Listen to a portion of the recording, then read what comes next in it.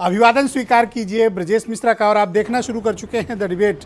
बहनों भाइयों, उत्तर प्रदेश के नगर निकाय के चुनाव लगातार दिलचस्प होता जा रहा है और अब ये मामला उत्तर प्रदेश में राजनीतिक बवंडर के साथ साथ कानूनी बवंडर में भी तब्दील हो गया। कल हमने डिबेट में बताया था कि सरकार को सुप्रीम कोर्ट जाना पड़ेगा और आज सरकार सुप्रीम कोर्ट पहुंच चुकी है। एसएलपी यानी विशेष अनुज्ञा याचिका उत्तर प्रदेश की सरकार ने हाईकोर्ट के फैसले के खिलाफ दाखिल कर दिया है और विपक्ष ने कड़ा और हमलावर रुख अख्तियार किया है। लार्जेस्ट अपोजिशन समाजवादी पार्टी ने गांव-गांव यात्राएं निकालने का भी ऐलान किया है और दूसरे विपक्षी दल भी सड़क पर उतर रहे हैं। बीजेपी फिलहाल बचाव की मुद्रा में। आज की परिचर्चा हम इस विषय पर करने वाले हैं। बहनों भाइयों, निकाय चुनाव के आरक्षण के विवाद ने उत्तर प्रदेश में ओबीसी राजनीति में नया उबाल ला दिया है और ये इतना बड़ा और व्यापक होता जा रहा है कि दिनों दिन इसका आकार राजनीतिक रूप से बढ़ता जा रहा है। भारतीय जनता पार्टी के पास इस पर सफाई देने के लिए कम तथ्य हैं, जबकि विपक्ष के पास हमला करने के लिए तमाम वजह हैं, जहां विपक्ष काफ़ी ज़्यादा हमलावर है बीजेपी पर। पिछले 24 घंटे के अंदर कुछ डेवलपमेंट्स हुए। कल आयोग का गठन हुआ। क्यों? क्योंकि हाईकोर्ट ने आदेश दिया था परसों, कल आयोग का गठन हो गया। आज यूपी की सरकार विशेष अनुज्ञा याचिका लेकर पहुंच गई सबसे बड़ी अदालत सुप्रीम कोर्ट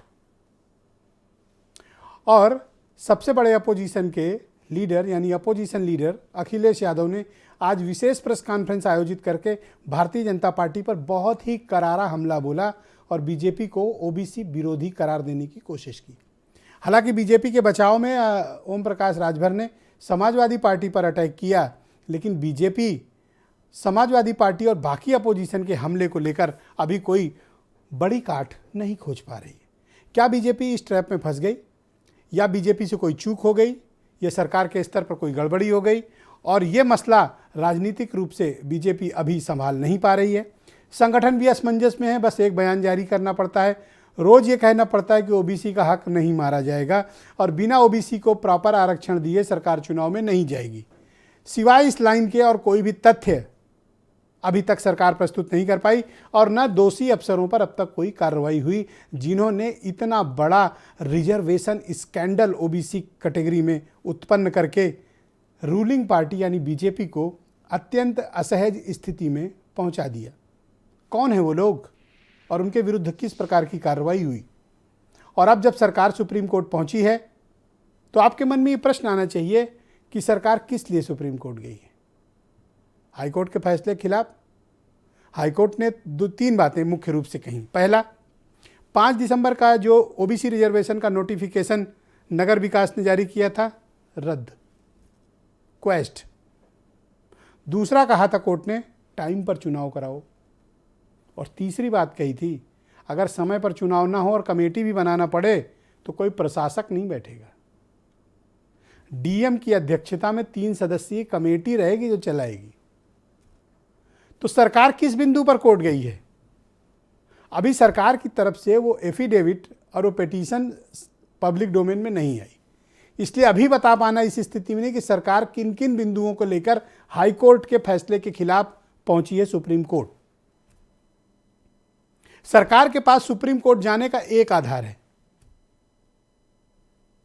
हाईकोर्ट ने कहा पेज नंबर 86 पे इमीडिएट इलेक्शन नोटिफिकेशन जारी किए जाए।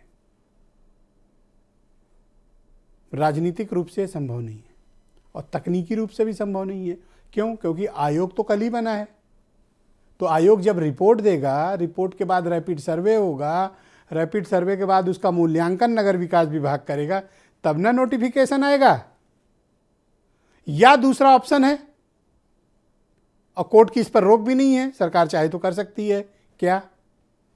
बिना ओबीसी को रिजर्वेशन दिए चुनाव करा दो, सब सीट जनरल घोषित, एससी एसटी की छोड़ के। लेकिन ये एक बड़ा राजनीतिक जोखिम है और बीजेपी जैसी पार्टी जो ओबीसी आधारित राजनीति कर रही हो, वो इतना बड़ा जोखिम लेगी कि बिना ओबीसी को रिजर्वेशन दिए चुनाव में चली जाए? नहीं जाएगी। और विपक्ष ने इसी बात को मुद्दा बना लिया है कि 5 दिसंबर का जो नोटिफिकेशन है उसमें ओबीसी आरक्षण गैर कानूनी असंवैधानिक तरीके से लागू किया गया था और कोर्ट की इस बात पे लग गई मुहर। अब मसला सुप्रीम कोर्ट पे है, सुप्रीम कोर्ट डिसाइड करेगा और ये देखना होगा कि सरकार उसमें किन किन बिंदुओं का उल्लेख प्रेयर में करती है। अगर सरकार आरक्षण के नोटिफिकेशन के भी खिलाफ गई जो रद्द हुआ है तो ये एक बड़ा मुद्दा बन जाएगा। और अगर सिर्फ इलेक्शन टलवाने के लिए गई है कि हम समय पर नहीं करा पाएंगे, क्यों? क्योंकि आयोग तो अभी बना है और उस पर से भी इस 24 घंटे के अंदर का डेवलपमेंट बता रहा हूं। आयोग को जिन्हें अध्यक्ष बनाया गया, जस्टिस राम अवतार सिंह वर्मा, बिजनौर के रहने वाले हैं। पीसीएसजे से होते हुए प्रमोट होते हुए डिस्ट्रिक्ट जज से हाई कोर्ट के जज बने थे। 2011 में रिटायर हो गए थे, बिजनौर में आजकल रह रहे हैं। उन्होंने आज एक मीडिया स्टेटमेंट में ये बात कही कि समय लगेगा, कितना? 6 महीने से ज़्यादा। 6 महीने तो सरकार ही कह रही है, उनको अधिक लगेगा। क्यों लगेगा? क्योंकि अब आयोग बनेगा और एक एक जिले का दौरा करेगा।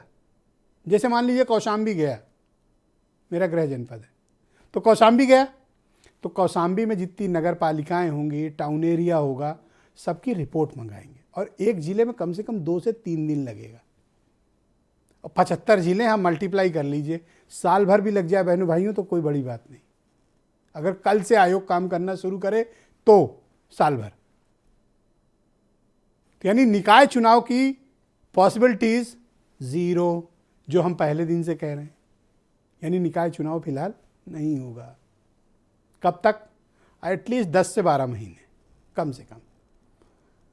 अब अपोजिशन को मुद्दा मिल गया। समाजवादी पार्टी ने तैयारी कर रखी है कि गांव-गांव यात्राएं निकालेंगे, आरक्षण मोर्चा निकालेंगे, यात्राएं करेंगे और लोगों को बताएंगे गांव-गांव। आज अखिलेश यादव ने तैयारी भी कर ली और 1-2 दिन के भीतर उसका ऐलान भी होने जा रहा है। कांग्रेस भी वही कर रही है, आम आदमी पार्टी भी वही कर रही है, बसपा भी खुलकर विरोध कर रही है। कल मायावती ने एक स्पेशल मीटिंग बुलाई है लखनऊ में। अब उस मीटिंग में मायावती का क्या रुख होता है कल स्पष्ट हो जाएगा। तो बहनों भाइयों, राजनीतिक रूप से इस पूरे अभियान के दौरान भारतीय जनता पार्टी ओबीसी आरक्षण विवाद में फंस गई है। निकलेगी कैसे, इसी पर तो डिबेट है। कुछ बयान सुनिए। आज पिछड़ों का छीना है, कल दलितों का भी छीनेंगे। बाबा साहब भीमराव अम्बेडकर जी ने जो सपना दिखाया था, जो सपने देखे थे, उन अधिकारों को, हक को छीनने का काम ये सरकार लगातार कर रही है। इसलिए श्री अखिलेश यादव जी घड़ियाली आंसू न बहाएं। वो परिवार की भलाई के लिए पिछड़ों की बात करने की बात करते हैं। वो पिछड़ों का भला नहीं, परिवार का भला चाहिए। तो अगर कोर्ट ने कहा है तो आप मैं धन्यवाद देता हूँ मुख्यमंत्री जी को कि इमीडिएट उन्होंने, आप देखो, कहा कि नहीं, बिना पिछड़ों के आरक्षण के हम चुनाव नहीं कराएंगे और आयोग का भी गठन कर दिया, सुप्रीम कोर्ट की तरफ भी मूव करें। और मेरी सरकार पिछड़ों के साथ है कि भारतीय जनता पार्टी की सरकार, हमारी योगी जी की सरकार और हमारी पार्टी किसी के साथ अन्याय नहीं होने देगी। और सरकार संकल्पित है, पार्टी संकल्पित है कि पिछड़े वर्गों को नियमानुसार आरक्षण के बाद ही चुनाव होंगे। आरक्षण में प्रमोशन में कौन याचिका डलवाई थी? खत्म किसने किया था? सपा ने ही किया ना। किस मुंह से कह रहे हैं? हिस्सेदारी जब देने की बात आती है तब हम लोग दिखाई नहीं देते, तो पिछड़े नहीं दिखाई देते। और जब वोट लेने की बात आती है, सरकार बनाने की बात आती है, तब हम लोग दिखाई देते हैं। तो बहनों भाइयों, आज की परिचर्चा को आगे बढ़ाते हैं। मेरे साथ राजेश चौधरी हैं भारतीय जनता पार्टी से, प्रियंका गुप्ता कांग्रेस से हैं, मनोज काका समाजवादी पार्टी से हैं, रोहित अग्रवाल राष्ट्रीय लोकदल से हैं, धर्मवीर चौधरी राष्ट्रीय प्रवक्ता हैं बीएसपी से, अरुण राजभर एस बीएसपी के नेशनल जनरल सेक्रेटरी हैं और बीरेन्द्र सिंह जी हमारे स्टेट हेड। बहुत शुक्रिया और धन्यवाद। शुरुआत में मैंने क्लैरिटी देने की कोशिश की आप लोगों को। मैं इस कार्यक्रम को आगे बढ़ाता हूँ। राजेश चौधरी जी, मैं आपकी बात समझना चाहता हूँ। सरकार सुप्रीम कोर्ट किन बिंदुओं पर गई है, थोड़ा स्पष्ट करें। देखिए, सब आपके सामने आ जाएगा। आप खुद ही कह रहे थे कभी नहीं पता है सरकार किन बिंदुओं पर गई है, और कोर्ट का मामला कोर्ट में है, वो वहां पर क्लियर होगा किन बिंदुओं पर सरकार गई है। समय रहते आपको मालूम पड़ जाएगा। रही बात पिछड़ों के आरक्षण की, भारतीय जनता पार्टी से बड़ा कोई पिछड़ा हितैषी नहीं है। अखिलेश यादव जी का बयान में सुन रहा था, अखिलेश यादव जी का पिछड़े का मतलब तो उनका परिवार है, उनका समाज है, उसके आगे कभी उन्होंने सोचा ही नहीं। तो ये सब लोग घड़ियाली आंसू बहा रहे हैं। ये सब लोग केवल सरकार के खिलाफ और कोई मुद्दा इन्हें मिला नहीं, तो इसको मुद्दा बनाने की कोशिश कर रहे हैं। जनता में ये सब बेनकाब चेहरे हैं। जनता बहुत अच्छी तरह से जानती है कौन पिछड़ों के साथ है, कौन गरीबों के साथ है, कौन उनके हित का काम करता है, और परिणाम उसका बताता ही है। चुनाव में वो थोड़ा व्यवधान आया है, वो समय रहते दूर होगा। जो कोर्ट का माननीय कोर्ट का जो आदेश होगा उसके अनुपालन में आगे सरकार काम करेगी। आप रूलिंग पार्टी के प्रवक्ता हैं राजेश जी, एमएलए भी हैं। मैं ये एक्सपेक्ट करता हूं कि आपको पता होना चाहिए कि सरकार ने सुप्रीम कोर्ट में हाई कोर्ट के फैसले के किन बिंदुओं का विरोध किया है। ये टीवी पे बैठ करके बताया जाए, ये आवश्यक नहीं है ना ब्रजेश जी। अरे पब्लिक डोमेन का मामला है, 5 नहीं, करोड़ वोटर हैं और आप पब्लिकली याचिका लेकर गए हैं, तो पब्लिक में नहीं बताएंगे तो कहां बताएंगे भाई साहब? कोर्ट में सरकार क्या कर रही है ये कोर्ट में बताएगी ना साहब, ये तो कोर्ट का विषय। इसका मतलब आप हाई कोर्ट के फैसले का विरोध करते हैं, तभी तो सुप्रीम कोर्ट गए हैं। अब हम किन बिंदुओं पे सुप्रीम कोर्ट गए वो आपके सामने आ जाएगा समय रहते हुए। आप क्या चाहते हैं कि कोर्ट से क्या रिलीफ चाहते हैं? हाई कोर्ट ने तो बात स्पष्ट कर दी, या तो 100% उसके बात मान लेते, यानी आप हाई कोर्ट से सहमत नहीं है तभी तो सुप्रीम कोर्ट गए हैं ना। वही तो मैं बता रहा हूँ आपको, किन बिंदुओं पे गए वो भी आने वाले कुछ समय में आपके सामने आ जाएगा। बीजेपी क्या चाहती है ये बताओ आप। चलो आपका मैं समझ गया, सरकार ने आपसे साझा नहीं किया कि किस बिंदुओं पे जा रही है। रूलिंग पार्टी क्या चाहती है? नहीं, सरकार और संगठन में आप जो भेद करने की कोशिश मत करिए, दोनों एक दूसरे के साथ। मैं कहाँ कर रहा हूँ राजेश बाबू, आपको बताया ही नहीं गया तो मैं क्या करूँ? नहीं तो आवश्यक थोड़े ना है कि वहाँ बैठ करके डिस्कस किया जाए साहब। बताया नहीं बताया गया तो मैं जानता हूँ, और मैं आपको बताऊं नहीं बताऊं ये मेरा विषय है भाई। तो जरूरी थोड़ा है कि यहाँ बैठ करके कोर्ट के अंदर क्या ड्राफ्टिंग ये तो मानते हैं ना कि सुप्रीम कोर्ट आदमी कब जाता है जब हाई कोर्ट के फैसले के खिलाफ होता है। ये बात तो एस्टैब्लिश्ड। ये तो अपना अपना एक बात के 2-3 अर्थ होते हैं, जो आप निकालना चाहें वो निकाल सकते हैं। आप बता दो, पूरा टाइम है, आप जो अर्थ निकालना चाहो आप बोलो। देखिए, सरकार पिछड़ों के साथ है, सरकार पिछड़ों को आरक्षण देगी, सरकार पिछड़ों के किसी प्रकार के हित को नजरअंदाज नहीं कर सकती है, उनके साथ अहित नहीं कर सकती है। मैं इतना ही कहूंगा, किसी प्रकार का आरक्षण पर कोई खतरा नहीं है, और ये जो झूठ और फरेब फैलाने की जनता में कोशिश की जा रही है, इसमें सब ये लोग नाकाम हो। शुक्रिया आपका। मैं मनोज काका को आमंत्रित करता हूं, समाजवादी पार्टी के प्रवक्ता हैं। मनोज जी शुक्रिया आपका। आपकी पार्टी के अध्यक्ष ने आज प्रेस कॉन्फ्रेंस की और कहा कि बीजेपी ओबीसी विरोधी है, और राजेश जी को सुना ही कह रहे हैं ओबीसी की सच्ची हितैषी तो हम ही हैं। आप इसका राजनीतिकरण कर रहे हैं इस पूरे प्रकरण का? देखिए, एक सजग विपक्ष के तौर पर हम किसी भी प्रकरण का राजनीतिकरण नहीं करते हैं, लेकिन समाजवादी पार्टी और उसके राष्ट्रीय अध्यक्ष हमेशा इस बात का प्रयास जरूर करते हैं कि जो हमारा संवैधानिक समता का भाव है, क्योंकि संविधान का जब आप प्रस्तावना पढ़ेंगे तो उसमें स्पष्ट लिखा है कि सभी को अवसर की समता हो। तो ये भारतीय जनता पार्टी की सरकार से ये समाजवादी पार्टी ये जानना चाहती है कि 69,000 शिक्षक भर्ती में, मैं एक एक करके बता रहा हूं, उत्तर प्रदेश में 4 केंद्रीय विश्वविद्यालय हैं, कितने में आपने पिछड़े वर्ग के लोगों को कुलपति रखा? असिस्टेंट प्रोफेसरों की भर्ती हुई, इसमें कितने आपने रखा? 69,000 शिक्षक भर्ती में 22,000 दलित पिछड़े वर्ग का हक आपने एक मुख्यमंत्री के स्वजाति को दे दिया। बुंदेलखंड में 17 असिस्टेंट प्रोफेसरों की भर्ती हुई, 13 के 13 एक जाति के लोगों को कर दिया गया। मुख्यमंत्री जी के गृह जनपद में गोरखपुर में 71 असिस्टेंट प्रोफेसरों की भर्ती हुई, 45 के 45 लोग सिर्फ मुख्यमंत्री जी के स्वजाति लोग रख लिए गए। अब Uttar Pradesh public service commission में देख लीजिए, माध्यमिक चयन आयोग में देख लीजिए, किसमें कितने लोग हैं। इस सरकार से हम ये जानना चाह रहे हैं, अगर राष्ट्रीय अध्यक्ष जी ने जो आरोप लगाया है साहब, ये वही सरकार है कि एक पिछड़े वर्ग से आने वाले व्यक्ति अखिलेश यादव जी सूबे के मुख्यमंत्री होते हैं और विकास करते हैं, समावेशी विकास, तो उनका घर सरकारी आवास गंगाजल से धुलवाया जाता है साहब। आप इस प्रकरण से समझिए कि ये लोग पिछड़े से कितना घृणा करते हैं। ये वही लोग हैं जब बिंदेश्वरी प्रसाद मंडल साहब पूरे पिछड़े वर्ग को इस देश में न्याय दिलाने वाले जब मुख्यमंत्री बनते हैं तो विनोदानंद झार कहते हैं कि एक शूद्र मुख्यमंत्री जब बनेगा तो गंगा में तो आग लगेगी ही ना। ये वही लोग हैं साहब, ये वही लोग हैं जब बीपी सिंह साहब ने पिछड़ों का मंडल कमीशन लागू करके आरक्षण सुनिश्चित किया तो ये लोग सरकार और क्या करे। देखो, आयोग बनाने का आयोग बना दिया, सुप्रीम कोर्ट भी आज चले गए। देखिए, कभी कभी ऐसा होता है ना कि जब बिल्ली को चूहा खाना होता है साहब, तो वो छत के सीढ़ियों से लेके ऊपर चढ़ती है। तो कभी कभी चूहे को ये भ्रम हो जाए कि मेरा विकास हो रहा है, मैं छत की सीढ़ियां चढ़ रहा हूं, तो आप समझ सकते हैं ना। मैंने बहुत सारे उदाहरण आपको प्रस्तुत किया। मैं सरकार से जानना चाहूंगा आपके माध्यम से कि संविधान के अनुच्छेद 243 के डी और 243 टी संविधान के अनुच्छेद में जब 243 डी और टी में सीधा सीधा प्राविधान है कि आप पिछड़े वर्ग को आरक्षण दिए बिना पंचायत का चुनाव और निकाय का चुनाव नहीं करा सकते, जब इस देश के माननीय उच्चतम न्यायालय ने अभी निर्धारित किया है कि बिना ट्रिपल टेस्ट के आप आरक्षण सुनिश्चित नहीं कर सकते, जो सरकार रोज हिंदू मुस्लिम में, रोज तमाम तरह के धार्मिक उन्माद में, विदेश पर्यटन में व्यस्त रहती है, वो सरकार विगत 6 सालों में ट्रिपल टेस्ट क्यों नहीं करा पाई? तो आप संतुष्ट हैं कि सरकार ने आयोग का गठन कर दिया, लेकिन टाइम लगेगा निकाय चुनाव में? अरे सरकार ने जिस आयोग का गठन किया उसी आयोग के अध्यक्ष अवतार सिंह जी ने कहा कि 6 महीने से पहले हम तो संभव ही नहीं है, और आपने अच्छा विश्लेषण किया कि 1 साल से पहले संभव नहीं। इस सरकार की मंशा ही नहीं है कि दलित और पिछड़े वर्ग के लोगों को कहीं भी उनको संवैधानिक हक और अधिकार मिले। ये दलित पिछड़े को एक बस हिंदू बनाना चाहते हैं, और हिंदू तो इनसे वो ज्यादा हैं, लेकिन जब वो हक और हिस्सेदारी की बात करेंगे तो उनको ये उनका घर गिरवा देंगे, बुलडोजर चलवा देंगे, और वहां सारे गुण मुख्यमंत्री के स्वजाति लोगों में चला आता है। मैं यही तो आपसे सवाल कर रहा हूं और मैंने आंकड़े प्रस्तुत किए, अगर कहीं हमारे आंकड़े गलत हो तो आप बताएं।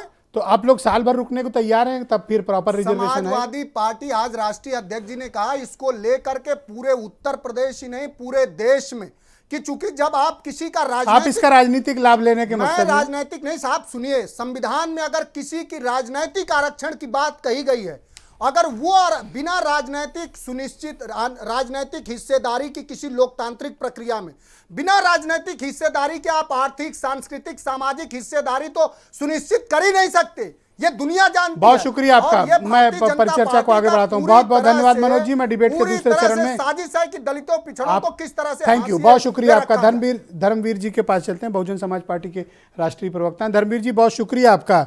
बहुजन समाज पार्टी की मैं इस पर प्रतिक्रिया जानना चाहता हूं, जो कुछ भी ओबीसी आरक्षण स्कैंडल हुआ।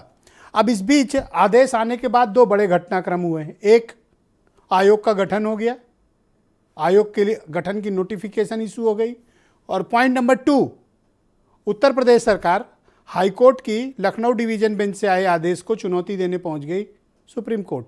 बहुजन समाज पार्टी का क्या स्टैंड है और आपकी पार्टी क्या चाहती है?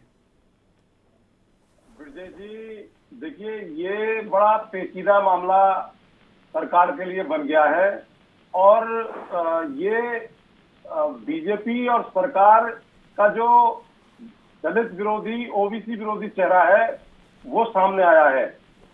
क्योंकि जब सुरेश महाजन बनाम मध्य प्रदेश सरकार के मामले में माननीय उच्चतम न्यायालय ने 10 मई 2022 को निर्णय दिया, और वही उसी तरीके का मामला महाराष्ट्र में था, तो ये योगी जी की सरकार के कानों में तेल डाल के सो रही थी। इनको ये पता नहीं था कि ये ट्रिपल टेस्ट के माध्यम से ये चुनाव कराए जाएंगे।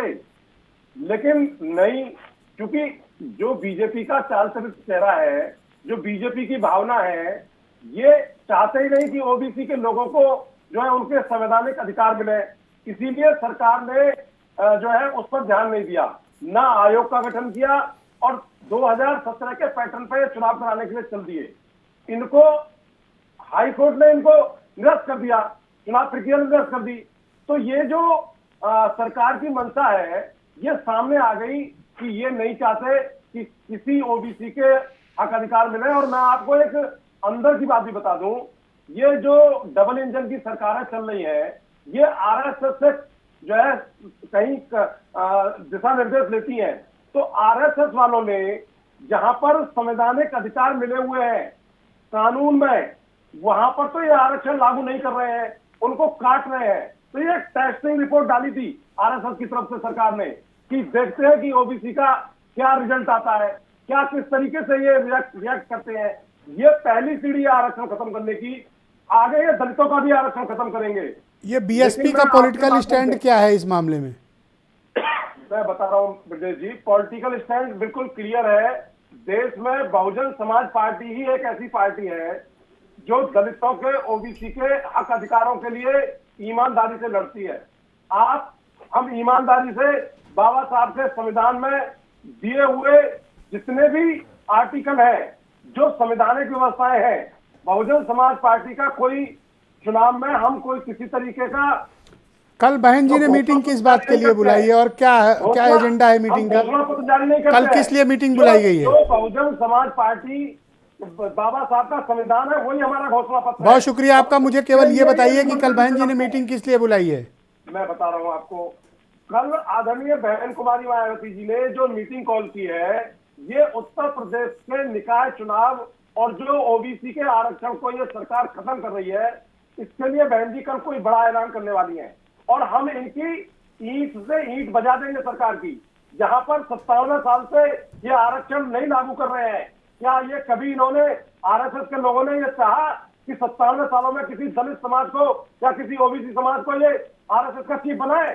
कभी सर 273 विधायक की पार्टी को एक एमएलए की पार्टी कह रही ईंट से ईंट बजा देंगे। हाँ, ईंट से ईंट बजा देंगे, बिल्कुल बजा देंगे। बहुजन समाज पार्टी तीसरे नंबर की बड़ी पार्टी है देश की, 10 लोकसभा के सांसद है, राज्यसभा में भी हमारे मेंबर है, एमएलसी भी हमारे मेंबर है। आप ब्रजेश जी बहुजन समाज पार्टी को कभी भी हल्के में लेने का प्रयास ना करें और ना ये मनुवादी लोग करें जो संविधान को तोड़कर हक अधिकार मारने की कुचेष्टा कर रहे हैं। हम इनको ऐसा कदापि नहीं करने देंगे ब्रजेश जी। सर 2 ट्वीट के अलावा कोई सर आप इतना एक्साइटेड होके बोल रहे हो, ठीक है आप पक्ष रख रहे हो, सुन लो हमारी बात, लेकिन 2 ट्वीट के अलावा क्या किया बीएसपी ने? 2 ट्वीट बस। आप कह रहे हो ईंट से ईंट बजा देंगे, एक एमएलए 2 ट्वीट। देखिए ब्रजेश जी, बहुजन समाज पार्टी ही इन दलितों की, ओबीसी के हक अधिकारों की सच्ची लड़ाई लड़ती है, क्योंकि बाबा साहब ने जो संविधान में रास्ता बताया, ये जो अभी समाजवादी पार्टी के लोग बोल रहे थे, इन्होंने दलितों के प्रमोशन के आरक्षण को लोकसभा में बिल को फाड़ के फेंक दिया। ये किससे हैसियत से कह रहे हैं कि हम जो है दलितों का सर ये अगर इतने ओबीसी विरोधी होते तो इनके साथ आप 2019 में नहीं गए होते सर। के लोग हैं, इनका चाल चरित्र चेहरा सामने आ रहा है जी, बीजेपी का चाल चरित्र चेहरा सामने आ रहा है। ब्रजेश जी, जब 1989 में मंडल आयोग की सिफारिशें लागू हुई थी इस देश के अंदर, थैंक यू धर्मवीर जी, आदरणीय बहन कुमारी मायावती जी, शुक्रिया, मान्यवर साहब काशीराम जी के सहयोग से हुई थी और उस सरकार मैं डिबेट के दूसरे चरण में आपके बाकी उत्तेजक विचारों को सुनना चाहूंगा, कृपया थोड़ा सा वेट कर लें। शुक्रिया, वापस ले लिया था, धन्यवाद। तो इनका तो बहुत पुराना चरित्र है ये। प्रियंका गुप्ता, बहुत शुक्रिया आपका। प्रियंका गुप्ता उत्तर प्रदेश में कांग्रेस कमेटी की प्रवक्ता है। प्रियंका बहुत शुक्रिया आपका। मैं आपसे जानना चाहता हूं कि कांग्रेस का स्टैंड कुछ समझ में नहीं आ रहा अब तक, तो सिवाय 1-2 बयान के कांग्रेस ने इस ओबीसी रिजर्वेशन स्कैंडल पर कुछ खास अपनी ओपिनियन नहीं रखी। क्या आप यूपी सरकार के मूव से सहमत नहीं? क्या देखिए विजय जी, मैं सबसे पहले तो ये कहना चाहूंगी कि ये जो इनका दिखावटी एक चेहरा है जिसमें ये कहते हैं कि हम सबका साथ चाहते हैं और सबका विकास चाहते हैं, जैसा कि आपने कहा मैं कांग्रेस पार्टी की प्रवक्ता हूँ, तो ये कांग्रेस पार्टी का ही वर्जन है जो मैं आपको दे रही हूँ। जो सबका साथ और सबका विकास जो बात करते हैं, तो वो आप देखिए कि हाई कोर्ट ने किस तरह से उसको साफ साफ ये दिखा दिया है कि वाकई में ये सिर्फ अपने विकास की बात सोचते हैं और बाकी सारे लोग सिर्फ वोट लेने के लिए तो उनको चाहिए, और उनके लिए कुछ करने की जब बात आती है, जब उनके राजनीतिक उत्थान की बात आती है, जब उनकी राजनीतिक भागीदारी की बात आती है, तो ये कहीं गुम हो जाते हैं।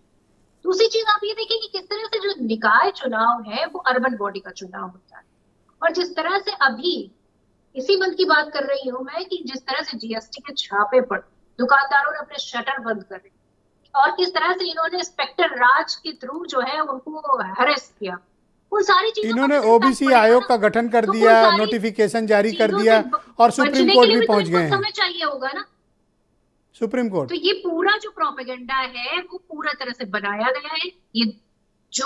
ये ओबीसी को नहीं आरक्षण देना चाहते वो साफ साफ दिख रहा है। उसके साथ में जिस तरह से जो गड्ढे भरने की बात है, आज आप देखिए ना किस तरह से आज लाल बाग में तो कांग्रेस का पॉलिटिकल मूव क्या है मैडम? कांग्रेस पार्टी संविधान में विश्वास रखती है और संविधान के द्वारा दिए गए आरक्षण, चाहे वो महिलाओं के लिए हो, चाहे दलितों के लिए हो, चाहे ओबीसी के लिए हो, कांग्रेस पार्टी उसको देने के लिए प्रतिबद्ध है और अगर उसका हनन होता है तो उसके विरोध। बहुत शुक्रिया आपका, बहुत बहुत धन्यवाद। मैं डिबेट के दूसरे चरण में आपके बाकी विचारों को सम्मिलित करूंगा। मेरे साथ अरुण राजभर मौजूद हैं, एसबीएसपी के नेशनल जनरल सेक्रेटरी और प्रवक्ता हैं। काफी गुस्से में बैठे दिख रहे हो राजभर जी। नहीं, गुस्से में नहीं बैठे हैं, काहे गुस्से में रहेंगे। लग तो मैं आप सभी पत्र बैठे हैं चैनल पर जो लोग, उन लोगों की बातें सुन रहा हूँ बहुत गंभीरता से। क्या महसूस किया इनको सबको सुन के? बड़ी बड़ी बातें भी हो रही हैं। क्या महसूस किया?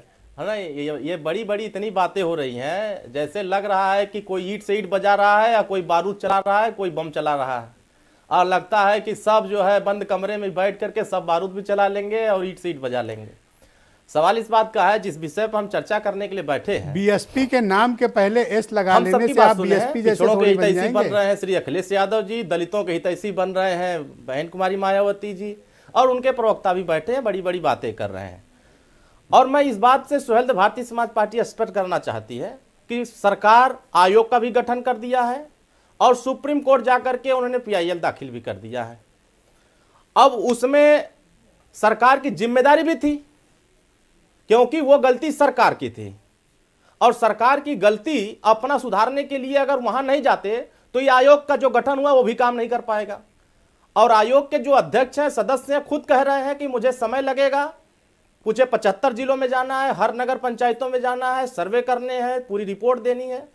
तो आपने सही कहा, समय लग सकता है, लेकिन जिस तरीके से पिछड़ों पर चर्चा हो रही है, अति पिछड़ों को लाभ पहुंचाने की चर्चा हो रही है, मैं इस आपके पूरे डिबेट में सभी प्रवक्ताओं को चैलेंज करता हूं।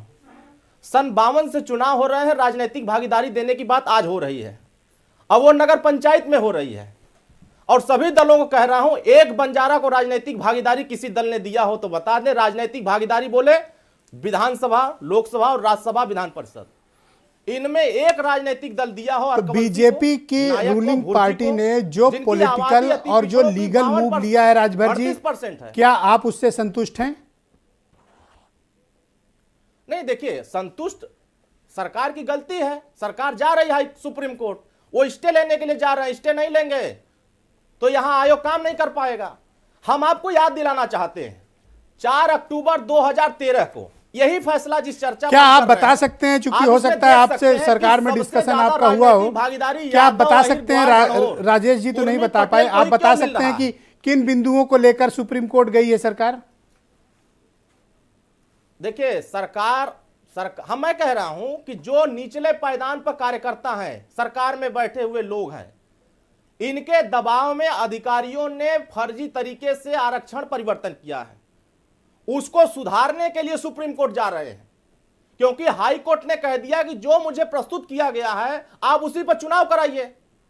और उसमें चुनाव क्यों होगा? क्योंकि तो आप क्या चाहते हो? अपनी पार्टी का पॉलिटिकल स्टैंड क्लियर नहीं देंगे। आप क्या चाहते हो? सुहेलदेव भारतीय समाज पार्टी स्पष्ट कर रही है कि जो आयोग बना है वो आयोग सर्वे करे, या जो सामाजिक न्याय समिति की रिपोर्ट है उसको भी इसमें समाहित करे। Thank you. और समाहित करके 27% आरक्षण को 7, 9, 11 करके जिसकी जितनी संख्या है अति थैंक यू, बहुत शुक्रिया आपका। मैं डिबेट के दूसरे चरण में आपके बाकी मुझे लगता है कि हर सुझावों को स्थान दूंगा। बहुत शुक्रिया आपका। रोहित अग्रवाल राष्ट्रीय लोकदल के प्रवक्ता हैं, बहुत शुक्रिया आपका रोहित। मैं आपसे जानना चाहता हूं कि राष्ट्रीय लोकदल अब क्या और एक्सपेक्ट करता है गवर्नमेंट से, जब सरकार ने एक आयोग का गठन कर दिया, प्रॉपर 5 लोगों का नोटिफिकेशन भी इशू कर दिया, सुप्रीम कोर्ट भी चले गए हैं, अब क्या बचा? ब्रिजेश जी, देखिए, सरकार है और सरकार की बड़ी जिम्मेदारी होती है, और कोई बच्चा थोड़ी ना है कि जिसने गलती कर दी और उसके बाद उस गलती को सुधारने के लिए आप चल दो। आप तो क्या है, आप तो लोकतंत्र खतरे में है, आप तो लोकतंत्र खत्म करने की कोशिश कर रहे हो। अब यहाँ पे भारतीय जनता पार्टी के प्रवक्ता बैठे हैं, वो सरकार में भी भागीदार हैं, एमएलए हैं, वो कह रहे हैं साहब मैं बताऊंगा ही नहीं जनता को, मैं जनता को नहीं बताऊंगा कि क्या कर रहे हैं हम। अब बताइए, अब जनता को नहीं बताओगे तो किसको बताओगे भाई? तो हम तो पहले से कहते रहे कि आप राजतंत्र स्थापित करने की आप कोशिश कर रहे हो, आप तो ऐसे काम कर रहे हो जैसे आप राजा हो। आपको नहीं पता था क्या कि आपको ट्रिपल टी के तहत आपको आरक्षण देना है? आपने समय से क्यों नहीं ट्रिपल टी के तहत आपने सर्वे करवा के आपने आरक्षण घोषित किया? उसके बाद आप गलती करते हो। आपने कभी मांग भी की थी? नहीं, हम इतना बड़े ब्लंडर की उम्मीद ही नहीं कर सकते सरकार से। मतलब हम तो सोच ही नहीं सकते सरकार इतनी बड़ी साजिश कर देगी कि ओबीसी आरक्षण को खत्म करने के लिए, लोकतंत्र को खत्म करने के लिए तो साजिश है, ये तो सीधी सीधी साजिश है। अब आप ये कह रहे हो कि साहब हाईकोर्ट ने ऑर्डर कर दिया है, हम तो अभी तुरंत ट्रिपल टी के तहत हम नहीं कर सकते, ये कोई नई चीज थोड़ी ना है, ये तो पहले से क्लियर था ना कि ट्रिपल टी के तहत आपको आरक्षण घोषित करना। तो साल भर बात करा लो चुनाव, कौन सी दिक्कत है? तो लोकतंत्र का क्या होगा? फिर क्या है? फिर तो राजतंत्र स्थापित कर दो, फिर क्या साल भर क्या 5 साल बाद करा लेना चुनाव कराने की क्या जरूरत है? यही तो भारतीय जनता पार्टी की मंशा है, वो तो चाहते ही नहीं चुनाव हो। मुझसे क्यों हट रहे हो भैया, मैं तो सवाल पूछ रहा हूँ। ब्रजेश जी आपसे इसलिए हटना पड़ रहा है कि आप चौथा स्तंभ हो और आप ही ऐसे व्यक्ति हो जो मैं तो कह रहा हूं अपनी बात बताओ भाई। गवर्नमेंट ने कह दिया चले गए। देखिए विपक्ष की आवाज जनता तक पहुंचाने का आप एक माध्यम हो, और यहां तो सरकार तो कह रही है कि तो अखिलेश यादव कह रहे हैं कि सदन का विशेष सत्र बुलाया जाए और वहां इस इशू पर बात हो। आप क्या चाहते हो? बिल्कुल, पहली चीज तो ब्रजेश जी तुरंत सर्वदलीय बैठक बुलाई जाए, इसका हल किया जाए, क्योंकि लोकतंत्र के साथ कोई खिलवाड़ बर्दाश्त नहीं किया जाएगा। ना तो किसी का हक आप मार सकते हो। आपने सुना भूपेंद्र चौधरी कह रहे हैं कि जब तक पिछड़ों को उनका हक नहीं मिलेगा नो इलेक्शन। केशव मौर्य ने कहा जब तक रिजर्वेशन नहीं नो इलेक्शन। इन दोनों की बात से आपको तसल्ली नहीं हुई? भाई तो ये तो आपकी जिम्मेदारी थी ना कि पिछड़ों को हक आप दे थोड़ी ना रहे हो। और ये दोनों पिछड़ा समाज के नेता ही हैं। ये तो पिछड़ों भाई साहब ये दोनों पिछड़ा समाज से ही आते हैं। विजय जी पिछड़ा समाज से आते हैं, उसके बाद इनको स्टूल पकड़ा दिया जाता है कि स्टूल पे बैठ जाओ, तुम पिछड़ा समाज से आते हो इसलिए। तो फिर अब इस पे तो सवाल उठाना पड़ेगा ना। अगर आप पिछड़े समाज से आके और उसके बाद आपकी बात नहीं सुनी आ रही पार्टी में, तो भैया आप छोड़ो। थैंक यू, बहुत शुक्रिया आपका। बीरेन जी भी हमारे साथ परिचर्चा में शामिल हो गए। बीरेन जी पिछले 48 घंटे बड़ी रोलर कोस्टर टाइप की राइड चल रही है निकाय चुनाव को लेकर, और यह ओबीसी रिजर्वेशन स्कैंडल बड़ा गंभीर होता जा रहा है। आयोग का भी गठन हो गया, सरकार सुप्रीम कोर्ट भी चली गई है। क्या आप ये पता कर पाए कि किन बिंदुओं को लेकर सरकार सुप्रीम कोर्ट गई है? देखिए सुप्रीम कोर्ट में जो एसएलपी हुई है उस पर जो जानकारी आ रही है उसमें सिर्फ इतनी बात है कि सुप्रीम कोर्ट को ने सूचित किया, सुप्रीम कोर्ट का सरकार ने, कि हमने आयोग बना दिया है। लेकिन हाई कोर्ट के जो फैसला था उसमें कहा गया था कि आप निर्धारित समय पर चुनाव कराएं 31 जनवरी तक। उसके लिए कोर्ट गई है सरकार। बाकी आयोग का गठन कर दिया है और सरकार ने ये प्रे किया है कि जब इसकी रिपोर्ट आ जाएगी और आरक्षण हम लागू कर देंगे तब हम चुनाव कराना चाहते हैं। कुल मिलाकर बात इतनी है। हाई कोर्ट ने कहा था कि आप तुरंत चुनाव कराइए, बस इसी एक बिंदु पर ऐसा लगता है कि वहाँ पर सुप्रीम कोर्ट जाना पड़ा सरकार को। दूसरी बात यह है कि चुनाव तो देखिए आज नहीं होगा, 1 साल बाद होगा। ये जो आपने बताया कि आज हम दिसंबर में जहाँ खड़े हो सकता है कि अब निकाय का चुनाव अगले साल दिसंबर तक हो या उससे 1 महीना आगे पीछे हो जाए, तो ये निकाय चुनाव ने विपक्ष को एक बहुत बड़ा हथियार दे दिया बैठे बिठाए। और इस छीछा लेदर के पीछे ब्यूरोक्रेसी, वकीलों की फौज और तमाम न्याय विभाग, एलआर, ये सब जिम्मेदार हैं जो सरकार को सलाह देते हैं। प्रमुख सचिव जिम्मेदार हैं, जिन लोगों पर कार्रवाई कुछ होनी चाहिए थी, जिनके ऊपर लाखों रुपया सरकार का खर्चा होता है। इतने दिन लंबी बहस चली और वो कुछ नहीं कर पाए। ब्रजेश जी उत्तर प्रदेश में विपक्ष के लिए तैयारी का एक बहुत बड़ा अवसर भी है। ये चुनाव में ओबीसी आरक्षण पर जिस तरह से सरकार को घेर रहे हैं, ओबीसी के बीच जाकर समाजवादी पार्टी के रेम यात्रा लाएंगे। और भी पार्टियां हैं, बसपा है, कांग्रेस है, इनकी भी चल रही है यात्राएं, कांग्रेस की चल रही है, बसपा भी अपनी मीटिंग कर रही है। अब ये लोगों के लिए एक मौका मिल गया है कि 2024 के चुनाव के पहले बीजेपी पर आरक्षण विरोधी होने का आरोप लगाइए। और ओबीसी उत्तर प्रदेश में बहुत ज़्यादा तादाद में है, 52 से 54% वोट है उनका। तो स्वाभाविक है कि उनको अगर उनके समाज में बात जाएगी तो गुस्सा होंगे वो, और ये चूक सरकार को इसका खामियाजा भोगना पड़ेगा, ये तो बात साफ है। लेकिन सर्वदलीय बैठक हो या विशेष सत्र हो, देखिए जब सुप्रीम कोर्ट मामला चला गया तो इसमें कोई हल निकलेगा नहीं। हाँ, अखिलेश यादव को उनकी पार्टी को एक मौका मिला है कि वो यात्रा अपनी निकालें और लोगों के बीच जाएं, जागरूक करें, ओबीसी समाज को फिर से अपने पाले में लाएं। तो ये तो उनके लिए एक बहुत बढ़िया अवसर मिल गया है। लेकिन हर अवसर को बीजेपी देखिए जानती है। अभी बीजेपी भी एक यात्रा शुरू कर देगी, आओ गांव-गांव चलेगी, वो भी कहेगी कि चलो हम ब्लॉक पे, मंडल पे, हर जगह लगा देगी, नेता मंत्री विधायक उसके यात्रा निकालेंगे। फिर लखनऊ में रमाबाई मैदान में कोई बड़ी रैली भी हो जाएगी, प्रधानमंत्री भी आएंगे, उसमें ऐलान हो जाएगा।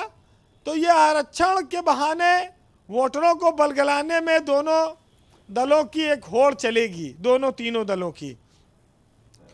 देखिए अभी जब तक बीजेपी के पास हिंदू मुसलमान का एक बहुत बड़ा हथियार है, इतना आसानी से उसका वोट ओबीसी भागेगा नहीं।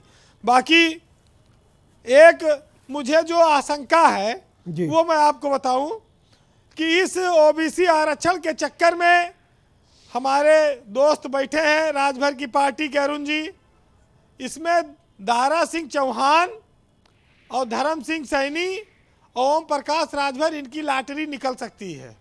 ये सब हो सकता है सरकार में मंत्री बना दिए जाएं।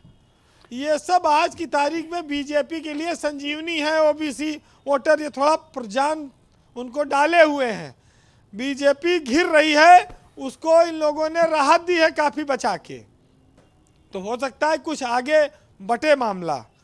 देखिए आज ओबीसी आयोग के अध्यक्ष ने कहा कि हम 6 महीने में रिपोर्ट नहीं दे सकते। 6 महीने में तो हमारा आयोग गठित हुआ है। भाई 75 जिले, अगर एक जिले में 3 दिन भी औपचारिक मान लो और लगातार काम करें, कोई छुट्टी न ले, तभी 285 दिन लगेगा। तो स्वाभाविक है, आयोग के अध्यक्ष ने कह दिया। अच्छा, आयोग कोई मशीन तो है नहीं कि हर रोज एक जिले में पहुंचेगा, वो भी काम करेगा। सरकार से तमाम सुविधाएं होंगी। 65 साल की उम्र के लोग हैं, ठंडी भी तो इतनी है। ब्रजेश जी, हमारे यहाँ गली मोहल्ला चौराहा, पान की दुकान, चाय की दुकान पे सबसे ज़्यादा चर्चा आरक्षण को लेके होती है। और जहाँ सबसे ज़्यादा चर्चा होनी चाहिए संसद में, मंत्रालयों में, वहाँ नहीं होती। हमारे यहाँ गली कूचे में हर जगह होती है। बड़ी विचित्रता है। गरीब मजदूर किसान हर आदमी आज इसमें भाग ले रहा है। अब आरक्षण को कोई पार्टी खत्म नहीं कर सकती, ना आरक्षण के खिलाफ जा सकती है। तो बीजेपी भी कैसे जाएगी, वो भी लगी है और उसके साथ मिला है। देखिए आज अरुण राजभर की भी पार्टी का सहयोग मिल रहा है और ये कह रहे हैं कि प्रमोशन में आरक्षण के खिलाफ ये लाए थे, रिट किसने कराई थी। तो भाई ये तो सबका अवसर की समानता है, कभी उनके साथ थे, आज अलग हैं, अलग अलग बातें हैं। लेकिन ये जरूर है कि लचर पैरवी पर भी सरकार को थोड़ा ध्यान देना चाहिए। वैसे ब्रजेश जी, जब सत्ता आती है तो अपने साथ एक डर भी लाती है। सत्ता के साथ एक डर हमेशा जुड़ा होता है, उसे खोने का। सत्ता जाने ना पावे इसके लिए हर कर्म करना पड़ता है। इस निकाय चुनाव ने हमारे युवाओं का बड़ा नुकसान किया, बड़ा उनका भरोसा टूटा। गली मोहल्लों में सभासदी के लिए बेचारे काफ़ी लोग चाय पानी पे काफ़ी पैसा खर्च कर रहे थे, काफ़ी पैसा खर्चा हो गया जी। शाम को दवाई की व्यवस्था भी करते थे, कहीं कहीं मुर्गा व्यवस्था भी होने लगी थी। वो व्यवस्था अब टूट जाएगी अगर 1 साल ये चुनाव चल गया तो। एक बड़ी मुश्किल हो गई, मतलब कैंडिडेट लंबे समय तक के लिए फंस गए। अब अगर वो नहीं कराया जो आप बता रहे हैं, क्या वो मुर्गा, तो अब मतलब कैसे हृदय सम्राट बन पाएंगे। तो ये एक निराशा सी फंस छा गए गई बेचारे है जिनको चुनाव। हाँ, तो ये निराशा अब देखिए आशा में तब बदलेगी जब सुप्रीम कोर्ट का कोई डिसीजन आएगा। लागत ज्यादा आएगी चुनाव में। हाँ, उनका काफी पैसा बर्बाद हो गया, अब थोड़ा वो परेशान है और बर्बाद होगा कोई चीज तो आदमी की तकलीफ तो होगी। बहरहाल कह रहे हैं कि मैं ही भारी पड़ा जमाने पर और तीर फिर लग गया निशाने पर, और कितनी नाराज है अंधेरी रात सिर्फ एक जुगनू के टिमटिमाने पर। तो ये जो व्यवस्था है ये हर समाज को झेलनी है, लेकिन नेताओं को इससे ज़्यादा कोई फर्क नहीं पड़ता। नेताओं की सारी सुविधा वही रहेगी, आचार संहिता लग जाएगी, तमाम बवाल आ जाएगा। अभी बढ़िया मंत्री हैं, कार है, सुविधा है, चल रहा है। तो हमारे देश में एक साहित्यकार हुए, उन्होंने रफीक सदानी साहब अयोध्या में उन्होंने लिखा है, अरे बहुत तगड़े, पाखंडी रहा छाँव माँ और घामे मजरी हम, और जलपान करें नेता भुगतान करी हम, और भारत के किसानन के दुर्भाग्य तनी देखो, और गेहूं का धरे दिल्ली भूसा का धरी हम। जी बहुत शुक्रिया आपका वीरेंद्र जी, बहुत बहुत धन्यवाद। बहन भाइयों, परिचर्चा को आगे बढ़ाते हैं। मेरे साथ भारतीय जनता पार्टी के प्रवक्ता राजेश चौधरी मौजूद हैं। राजेश चौधरी जी, एक बात तो स्पष्ट है, जब इलाहाबाद हाईकोर्ट का आदेश आया तो उन्होंने ये बात बहुत क्लियरली पेज नंबर 86 और 87 में भी मेंशन की, लास्ट में पेजेस में, कि जब तक सुप्रीम कोर्ट की तरफ से निर्धारित ट्रिपल टेस्ट फार्मूले की प्रक्रिया कंप्लीट न कर ली जाए तब तक आरक्षण नहीं माना जाएगा। अब सरकार आयोग भी बना चुकी है, अब आयोग अपना काम करेगा, ट्रिपल टेस्ट करेगा और चुनाव फिर प्रक्रिया में समय लगेगा। विपक्ष की डिमांड है, और क्या आप इसके बारे में सहमति देंगे या आप कहना चाहेंगे कि उत्तर प्रदेश में विधानसभा का विशेष सत्र बुलाइए और पूरी स्थिति स्पष्ट करिए, ताकि लोगों को श्वेत पत्र जारी करिए, पटल पर रखिए विधानसभा की, ताकि स्थिति स्पष्ट है। आप तो खुद भी एमएलए हैं। देखिए, सरकार की तरफ से स्पष्ट रूप से ब्रजेश जी उसी दिन से कहा जा रहा है जब कोर्ट का आदेश आया कि हम किस दिशा में जाने वाले हैं। आयोग के गठन के लिए कोर्ट ने कहा, सरकार ने तुरंत आयोग गठन किया बिना किसी देरी के। सुप्रीम कोर्ट जाना था, सरकार सुप्रीम कोर्ट गई। और पहले जो आरक्षण लागू हुआ था वो भी तो रैपिड सर्वे के आधार पर हुआ था, वो भी निकाय के एक्ट में ही प्रावधान है। अब ये चूक हुई सरकार से कि उसको ये ट्रिपल टेस्ट के साथ करना चाहिए था, वो नहीं किया, उसको सुधार रहे हैं और बहुत लंबा समय नहीं लगेगा। आयोग ने कहा है 6 महीने लगेगा, मैं उनकी बात का सम्मान करता हूं, पर व्यक्ति काम नहीं करता, सिस्टम काम करता है। आवश्यक नहीं है हर वार्ड में जाकर के वो अपना काम करें। जिले में तो जाएंगे राजेश जी, जिले में तो जाना ही पड़ेगा। नहीं जाए जिले में, सिस्टम है ना जी, प्रशासन है भाई साहब, सिस्टम है, लेकिन सुप्रीम कोर्ट का एक फार्मूला है। बैठे हुए हैं तो आपका पूरा ट्रिपल टेस्ट का फार्मूला तो सुप्रीम कोर्ट का समझिए, और जिनको आपने अध्यक्ष बनाया वो हाई कोर्ट के जज हैं, सुप्रीम कोर्ट के शब्द लागू करेंगे वो। नहीं, बिल्कुल करना ही चाहिए, हम भी सुप्रीम कोर्ट का सम्मान करते हैं और हर कोर्ट का सम्मान करते हैं, उनका ये लागू होना चाहिए। और विपक्ष की बात जहां तक है ना साहब, आप विधानसभा की बार बार बात कर रहे हैं, विधानसभा में आपने वो सीन भी देखा होगा, डिप्टी सीएम को अखिलेश यादव जी पता नहीं क्यों नहीं पचा पाते हैं केशव मौर्य जी को, उनके मरे हुए बाप का अपमान कर रहे हैं। क्या शब्द प्रयोग किए थे, आज आपके इस प्रतिष्ठित चैनल पे बैठ करके वो शब्द नहीं प्रयोग कर सकते। और ये ढोंग करेंगे ओबीसी हितैषी होने का। केशव मौर्य जी ओबीसी नहीं है क्या? स्वतंत्र देव सिंह जी ओबीसी नहीं है क्या? भूपेंद्र सिंह जी ओबीसी नहीं है क्या? मैं ओबीसी नहीं हूँ क्या? कौन भारतीय जनता पार्टी में ओबीसी नहीं? भारतीय जनता पार्टी ही असली हितैषी है। अखिलेश यादव जी की बात करें तो उनका परिवार अच्छा, से बाहर एक सोचते हैं तो समाज, इस पूरे स्कैंडल को लेकर और प्रश्न है। मनोज काका जी के बारे में सोचना जरा, क्यों नहीं सोचते? इनके बारे में भी सोचा जाए, इनको भी कोई बढ़िया जगह राष्ट्रीय अध्यक्ष बनाया जाए, महामंत्री बनाया जाए, उपाध्यक्ष बनाया जाए, पर उस परिवार से बाहर। अरे यूथ विंग में रह चुके, मैं आ रहा हूँ। Manoj ji please wait, Manoj ji no running commentary में आप ही के पास आ रहा हूँ। Manoj ji no running commentary please, Manoj ji no running commentary please, no please wait, ये दो लोगों की डिबेट नहीं है, कृपया संयम रखें। मनोज जी शांत हो जाइए। मनोज जी आपकी बारी नहीं है, मनोज जी आपकी बारी नहीं है, किया। मनोज जी आपकी बारी नहीं है, मनोज जी आपको शांत रहना चाहिए। मनोज जी की आवाज बंद कर दीजिए, अभी रुक जाओ आप, मैं आपको टाइम दूंगा, आप बोलना please, please wait. Rajesh ji एक और सवाल है, अंतिम सवाल है मेरा आपके पास। क्या आप चाहते हैं, यानी भारतीय जनता पार्टी चाहती है कि श्वेत पत्र जारी हो इस पूरे स्कैंडल पे?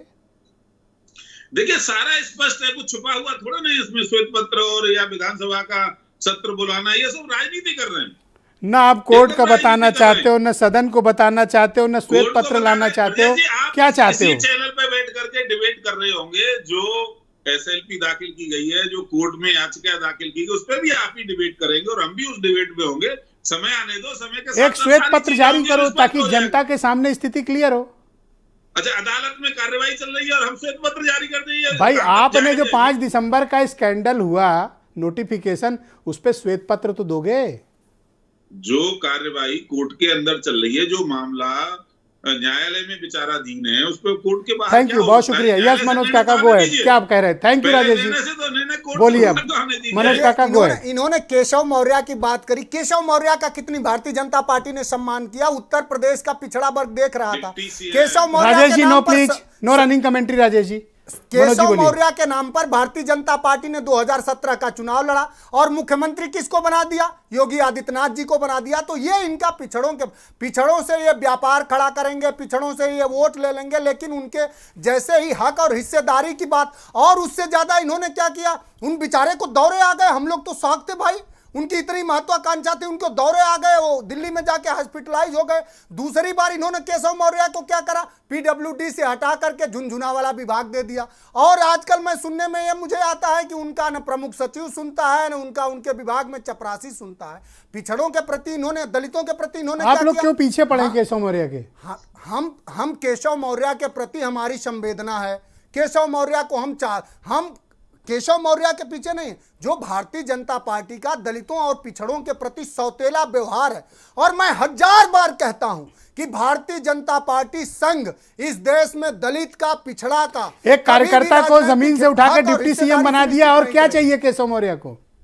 अरे केशव मौर्य को पीडब्ल्यूडी से झुनझुना वाला विभाग मिल गया। अगर आप और कुछ प्रशंसा कर देंगे हम आप। अरे ग्राम में विकास विभाग, उत्तर प्रदेश के गांवों की तरक्की का विभाग है उनके पास। अच्छा, आप तो बहुत विद्वत पत्रकार हैं, ये भी बताइए कि पीडब्ल्यूडी का कितनी बजट है और ग्राम विकास बजट से थोड़ी न ताकत तय होती है। कैसे होता साहब, तब कैसे होता साहब? बिना आर्थिक प्रबंधन के ही विभाग मैंने चलता नहीं बनाया, है। मेरे से तो क्यों ठीक लड़ है रहे हो? मैं तो आपको क्वेश्चन दे रहा हूँ, जवाब दो। आप सही कह रहे हैं, अब उनको संस्कृति मिल जाएगा, उनका काम तमाम झुनझुना थमा करके सिर्फ इनका वोट लेती है। आप राजनीतिक no running commentary Rajbhar ji please, no running commentary. Manoj ji complete कीजिए। No running commentary please, no running commentary. वो बिल्ली की जब मूस को पकड़ नो लेती है, राजेश जी, जो बिल्ली मूस को पकड़ लेती है, छत पे ले जाती है, तो कभी कभी मूस को लगता है कि मैं छत चढ़ रहा हूं। तो वही हालात है राजभर जी की। साथी तो क्या आप चाहते हैं कि श्वेत पत्र जारी हो या सदन बुलाया जाए? उनकी बेचैनी, सदन या श्वेत पत्र? Thank you. एक सेकंड मनोज जी, राजनीतिक सूचिता और किसी तरह की मनोज जी, हिम्मत नहीं है। सदन या श्वेत पत्र? अति पिछड़ों के दुश्मन है। देखिए राजभर जी, बीच में टोका टाकी ना करो, आपको टाइम दूंगा बोलना। देखिए सदन का इसलिए राष्ट्रीय अध्यक्ष जी ने मांग करी है कि किसी भी लोकतांत्रिक प्रक्रिया में जो भी नियम कानून चाहे जो भी बिल पास होते हैं वो सदन में ही होते हैं साहब, बीच में क्यों बोल रहे हैं? तो अगर राष्ट्रीय अध्यक्ष जी ने बहुत वाजिब मांग करी है, लोकतांत्रिक प्रक्रियाओं में जो नियम कानून सदन आए, बनता है वो सदन में बनता है। बहुत शुक्रिया। तो अगर राष्ट्रीय अध्यक्ष जी ने मांग करी, तो लोकतांत्रिक मांग करी, धर्मवीर चौधरी जी को हिम्मत है तो सदन बुला के देख ले। बहुत शुक्रिया। धर्मवीर चौधरी जी, बीएसपी क्या चाहती है, सदन बुलाया जाए या श्वेत पत्र जारी हो, और या फिर सरकार ने जितना कर दिया उतना ठीक है? मैं तो ब्रजेश जी अभी आपको ये बताना चाहूँगा कि इस ओबीसी का कितना बड़ा दुर्भाग्य है कि इन 65-70 सालों में काका कालेकर आयोग से लेकर के मंडल आयोग की सिफारिशें लागू होने तक इस देश में 1931 में जनगणना हुई थी। और ये बाबा साहब ने भी कहा था, और बीएसपी की मांग भी रहती है कि जिसकी जितनी संख्या बारी उसकी उतनी हिस्सेदारी। लेकिन आप दुर्भाग्य देखिए कि 65% की आबादी को मंडल आयोग में भी मात्र 27% का आरक्षण मिला, और उस 27% के आरक्षण को भी ये बीजेपी की सरकार पूरी तरह डिलीवर करने में विफल रही है। तो ये देश के ओबीसी का दुर्भाग्य है, 65% लोगों का दुर्भाग्य है। और आज इस सरकार में चाहे वो सोनेलाल पटेल की बेटी अनुप्रिया पटेल हो, और चाहे ये जूनियर राजभर साहब के सीनियर राजभर हो, और चाहे मुलायम सिंह शिवपाल यादव हो, ये सब बीएसपी के द्वारा जो ओबीसी समाज के चेहरे बनाए गए थे, शुरू में मान्यवर साहब काशीराम जी और बहन कुमारी मायावती जी के सहयोग से, यही आज फल फूल रहे हैं। यही तो इनका चेहरा देखिए, और बहुजन समाज पार्टी की नीति और रीति सर, राजभर जी की पार्टी पे सर 6 एमएलए हैं सर, आज वो एक राजनीतिक ताकत बन गए हैं सर। देखिए राजनीतिक ताकत तो ये किसने, कहां से, कौन सा प्रोडक्ट है, ये कौन सी नर्सरी के पेड़ हैं, ये कहां से इन्होंने राजनीति की का प्राप्त किए, एबीसीडी प्राप्त की? ये सब बहुजन समाज पार्टी से सीख करके आज ये 6 महीने की पार्टी बनी है। हम तो चाहते हैं कि ओबीसी समाज को नो रनिंग कमेंट्री राजभर जी, धर्मवीर जी शुक्रिया। बाबा साहब के संविधान में मिले हैं जी, वो पूरी तरह मिले। ओके, और ये पूरी तरह अरुण राजभर को है, चलो अरुण राजभर जवाब दीजिए, अरुण राजभर जी जवाब दीजिए। Thank you. ये बार बार जब ये बाबा साहब मान्यवर कांसीराम साहब का नाम लेते हैं ना, तो मुझे इन पे दया आ जाती है। ये झूठ मूठ का उनका नाम लेते हैं। जब बाबा साहब भीमराव अंबेडकर मान्यवर कांसीराम साहब के रास्ते पर चल रहे थे, तो मान्यवर कांसीराम तो सत्ता पाए नहीं, चढ़ रहे थे, तो बहन जी को मिल गई, डाली को और काट जो रहे उनका थे, मिशन था, जिस डाली पर आप बैठे थे उसी डाली को काट रहे थे।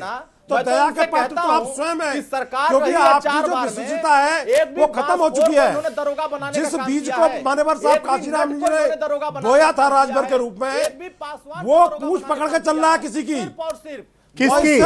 ना राजभरों का बना होगा, धर्मवीर जी किसकी? समाज का बना होगा। धर्मवीर जी किसकी पूछ? औसतन 59 अरे बीजेपी की, अकेले बीजेपी की जमात पूछ जाटों पकड़ के चल दूसरा रहे बहनों ने हैं, चार कभी बार ये के पूछ साथ पकड़ उनके लेते हैं आरक्षण अखिलेश लाभ यादव दिया। जी की, और वहीं यादव कभी पकड़ वहीं लेते हैं द्वार ये 27% बीजेपी आरक्षण में की, अभी अकेले इनको डूबना समाजवादी मिलेगा। पार्टी ने यादव ये वहीं पूछ द्वार इनके खड़ा सर हाथ किसी में की भी आने वाली पकड़े है। लेकिन जैसा आपके चिराग दरवाजे नहीं पासवान आएंगे, को बाकी किसी की भी खत्म पकड़े किया। आपके दरवाजे नहीं आएंगे, ऐसे ही ये जो है आपके दरवाजे नहीं आएंगे। अरे सर हमको ऐसे दोगले इंसानों की जरूरत सर नहीं ऐसी है। भाषा मत बोले सर, दोगले प्लीज राजनीतिक लोगों की जरूरत ऐसी नहीं भाषा है। का इस्तेमाल ये ना करें। दोगली दोगली राजनीति राजभर साहब जो सर, करते हैं ऐसी ना, भाषा ना बोलें सर। ऐसे लोगों की कदापि जरूरत नहीं है। छछूंदर आदमी इनका है। दोगलापन नहीं नहीं राजभर जी नो, दोगलापन आप ऐसी भाषा मत बोलिए, गाली गलौज की भाषा नहीं सर। देखो ये जनता देख रही है। मान्यवर कांसीराम दोगलापन सिखाए नहीं है, ये जनता देख रही है। नहीं नहीं नहीं कांसीराम जी के लिए ऐसी भाषा जो गलत बात, गलत बात, गलत बात, कोई अपमानजनक बातें मत बोलिए, अपनी अपनी बात रखो, कांसीराम साहब ने ये नहीं सिखाया है। अपमानजनक बातें मत करिए महापुरुषों के लिए। ये दोगला बोल, ये किसको दोगला बोल रहे हैं? ये इनका चेहरा है, चाल चरित्र चेहरा इनका यही है कि ये महापुरुषों का अपमान करते हैं, इसीलिए आज इनकी दुर्गति हो रही है। अति दलितों को नहीं देखना खुजली चाहते। के कुत्ते की तरह घूम रहे हैं। ना ना ना ना, अरे अरे कैसी बातें कर रहे हैं, ना ना ना ना, गलत बात, गलत बात, अरे कैसी भाषा, ना ना नेता देखना भी नहीं नो नो चाहते नो, हो। ऐसे शब्द हमारे महापुरुषों का अति पिछड़े समाज के हीरो है, ये महापुरुषों का अपमान करेंगे, ये इनकी हैसियत क्या राजनीति में। 38% समाज के रहनुमाई कर रहे हैं, उनके हक अधिकार मान सम्मान के लिए लड़ रहे हैं। आपकी हैसियत अरे नहीं है। इनसे आप जब सदस्य कहिए ना बोलते हैं, बीजेपी वालों तो आप से, समर्थन देने के लिए इनका खड़े हो गिरीबान जाओ। पकड़ लीजिए आपकी ना हैसियत करके। नहीं है कि आप वहां बोल तब मैं आपको समझूंगा कि आप हाँ मैं तो जो कह है रहा हूं ओबीसी कि समाज आप के बताओ, पैरोकार हैं। आप एक टिकट दे देते हो, एक राजभर को टिकट, अब पूरे समाज का वोट लेने का काम करते थे। अब माननीय ओम प्रकाश राजभर जी उन अरे तमाम आपको तो पिछड़े पैदा ही समाज को, बहुजन समाज पिछड़े पार्टी ने को किया राजनीतिक है। भागीदारी देने की बात कर रहे हैं, तो क्या आपको आपको तो दर्द पैदा क्यों ही रहा? बहुजन समाज पार्टी एक दूसरे के प्रति अपमानजनक शब्दों का इस्तेमाल ना हो, बस मैं ये चाहता हूँ। आप लोग अपनी अपनी बात रखें लेकिन अपमानित ना करें एक दूसरे को। कांसीराम साहब ने दोगला किसी को नहीं बनाया। नहीं नहीं, ये फिर भाषा गलत बोल रहे हो। बहुजन समाज पार्टी कांसीराम नहीं नहीं, गलत बात है राजभर जी, गलत बात, गलत बात। ब्रजेश जी अरे राजनीति यही में तो बोल रहा दोगला है। चरित्र नहीं दोगला चलेगा, चरित्र किसको बोल रहे चाहे हैं? वो अखिलेश ये यादव तो जी का अति दोगला पिछड़े समाज चरित्र को बोल रहे हो, हैं। चाहे कांग्रेस का कैसी हो, बात है? और चाहे बीजेपी का हो, और चाहे राजभर साहब का हैसियत हो। अपनी देख लो। हैसियत मत बताओ, आज भी बीएसपी के पास 12.5% वोट है, उनको हैसियत मत बताइए राजभर जी।